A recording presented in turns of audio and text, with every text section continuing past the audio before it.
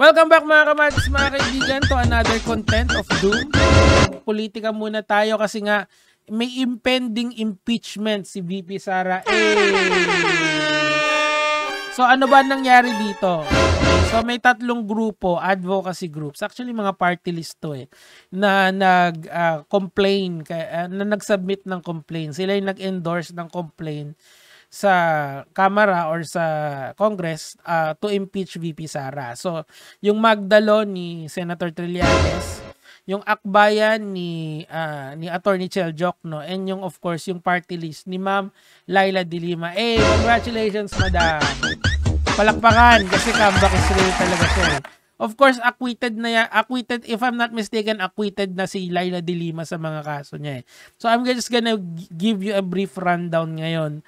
Para kung hindi kayo nakakasunod sa balita, this is what's going on in the news.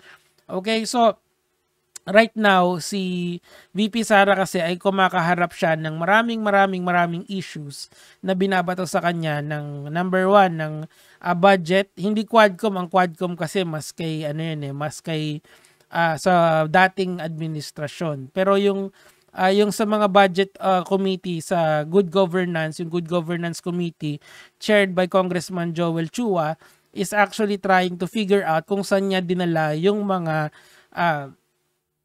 confidential funds. So, and of course, nako-connect na kasi ng mga tao or yung mga grupo na to that somehow the Dutertes are not really clean, okay?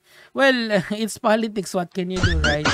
So, pero hindi pa rin natatapos yung mga reklamo kasi nga right now talagang all hands on deck sila na talagang itanggalin si VP Sara, i-impeach si VP Sara kasi nga yung mga recent actuations niya or yung mga recent galawan niya ngayon is talagang very disturbing. Yung unhinged rants niya sa dalawa, yung pupugutan niya daw ng ulo yung presidente natin, di ba? Yung itatapon niya yung bangkay ni President Marcos.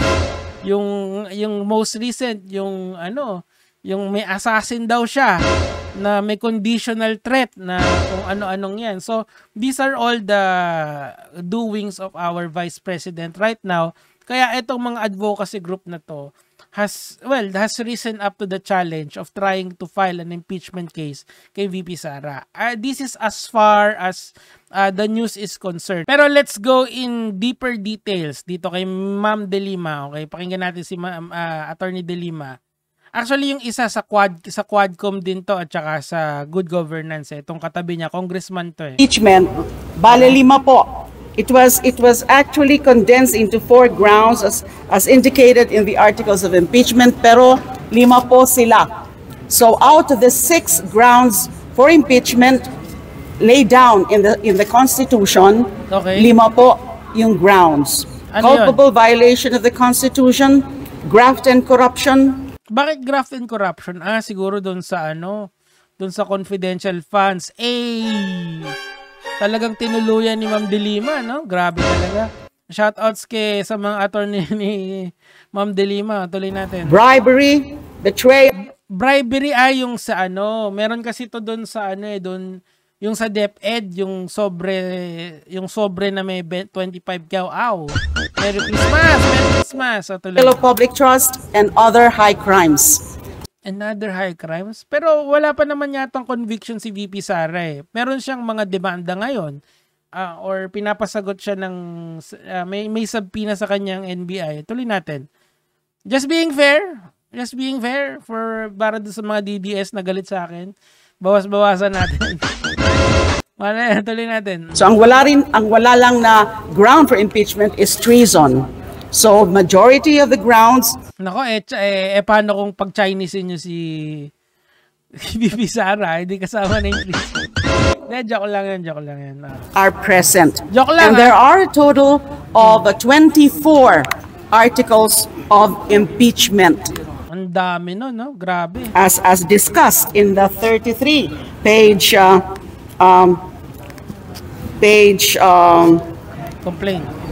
complaint.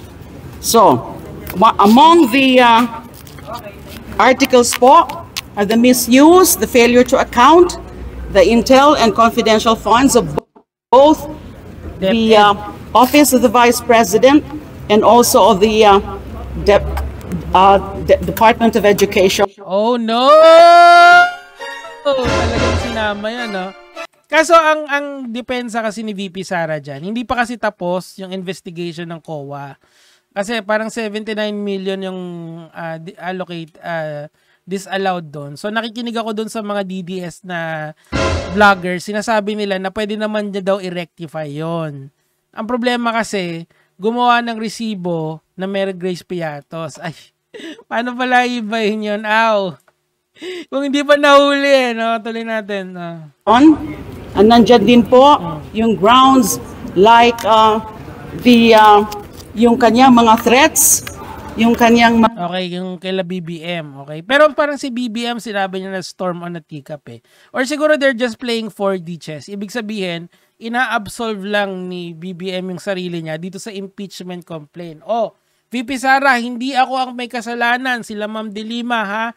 Kapag if the swords fall onto you, do not blame me, blame them. Parang ganun yata yung naispahiwatig ni BBM sa mga kanyang mga sinasabi. Kasi 'di ba nagkaroon siya ng chichirya speech na napakalakas niya. Pero in the most recent interviews ni BBM, mga kamats, mga kaibigan, sabi niyang ganon na it's a storm in a teacup. Walang magagawa dyan ng mga tao. May nag-leak na text na sabi ko sa mga mambabatas, wag na kayo mag-impeachment, mga loads. Chill na lang tayo. Pero hindi eh. Si Ma'am De Lima, si Attorney De Lima is hellbent. Yay! Congratulations sa kanya. Sana kasing tapang niya ako. Ako, duwag din ako eh. Takot din ako eh. Actually. Tuloy natin. Mga rants okay. During the press con in October 18. And this... Di ba yun yung ihahagis niya daw si Apo Lakay? Pero yung mga apologies, yung mga solid na Marcos hanggang ngayon. Ihagis daw yung bangkay, di ba? Siyempre, imba naman yun. Hindi naman dapat ginagawa yun. So, tuloy natin. In November 2024. November 2024, ito yung most recent. Yung pinagmumura niya sila BBM, tapos may assassin. Okay? So, yan yung mga unbecoming daw. Okay? Because these are very unbecoming and these are actually betrayal of public trust because these are also high crimes. Yung kanyang mga threats doon sa latest na mga rant niya o kanyang mga meltdown. Okay, meltdown daw. Meron din as an article about her involvement also in the extrajudicial killings during her term as mayor of Davao City. Ayun, so sinama lahat ni Ma'am De Lima. Congratulations. Yung bingo card niya, punong-puno na, di ba?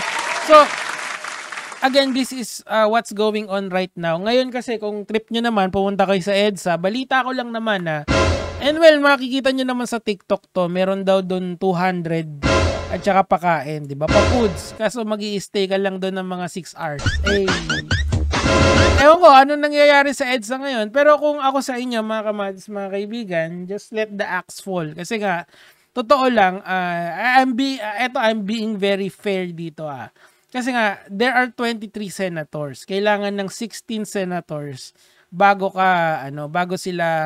ma-impeach si VP Sara. So, unless of course, kunyari, 12 lang yung bumoto kay VP Sara or 14, 'di ba? Or maybe even 15, 'di ba? Kulang pa rin to impeach her. So, a majority of 16 votes dapat ang kailangan bumoto. Pero wala na agad dun si Bongo, si Robin Padilla, at saka si Bato. So, -3 na agad yun. May 20 pa. Ang mga Villar yata, hindi mo alam kung talagang BBM yan or kay VP Sara Kasi nga, look what's going on, di ba, mga kamatis, mga kaibigan? And the election is just around the corner. So, kailangan ng 16 votes and kasi sabi ko nga, malapit na yung election. So, sa 16 votes na yon, sino yung mga yon, di ba? So, kung 3 or 5 lang yung makuha ni VP Sara doon or even 6 lang, 'di ba? So medyo mahihirapan i-impeach siya kasi essentially dapat overwhelming majority talaga yung sumipa sa kanya sa position na 'yon. Right now kasi sa mga survey kasi it's either she is number 1 or number 2. Pero kung ako yung tatanungin nyo, sana ma-impeach na lang. Kasi nga, siguro, you may not like the Marcoses, pero, well, it's the lesser evil. Yung isa kasi kadiliman, yung isa naman kasamaan. So, one less evil family in politics, diba? Yan lang naman yung sa akin for today. Yung isa kasi nagbebenta sa China eh. Gaya mga lods.